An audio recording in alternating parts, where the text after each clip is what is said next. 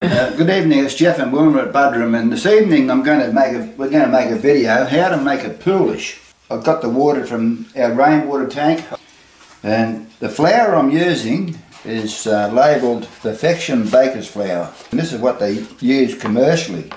And this is the flour that's recommended for artisan bread. It's made by Allied Mills, so you just need to get the flour in your country or your area that's recommended for artisan bread.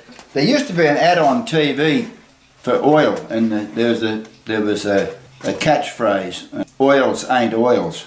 So I've coined the phrase, flowers ain't flowers.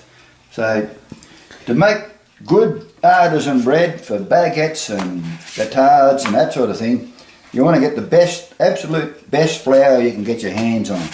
Now, what I've got in my bucket here is I've got 1.2 kilos of flour, so I'm going to make a pretty decent size dough. So the idea of the Poolish is you use 1/3 of the intended amount of flour that you want to put in your dough. So in this case I'm going to put 3.6 kilos total weight of flour. So when you make your Poolish, you use 100% hydration. So for the 1.2 kilos of flour, I'm going to add 1.2 kilos of water, which is 1.2 litres. This is just, like I said, rainwater. I'm just going to put in my 1.2 litres, and that'll make it the 100% hydration. In the morning I'll work out my hydration, so with my baguettes it's going to be 65% hydration, you know, when I make my final dough. And this will fill the bucket right up. By the time it rises, it'll be overflowing. So the only thing to add to this now is some instant dry yeast. So all I'm going to put in that is about 1/3 of a teaspoon. Yeah, about 1/3 of a heaped teaspoon. That's all the yeast we're going to use. And that's all the yeast we're going to use for the whole 3.6 kilos of flour.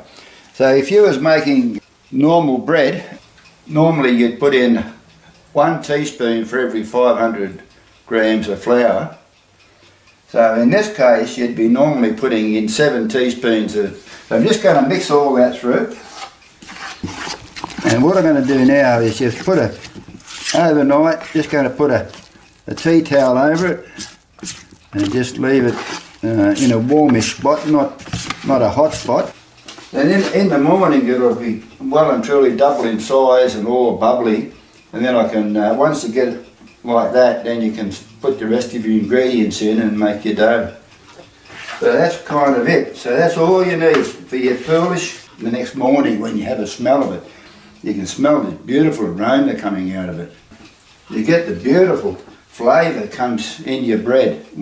Anyway, thanks for watching, and we'll catch you later. Bye.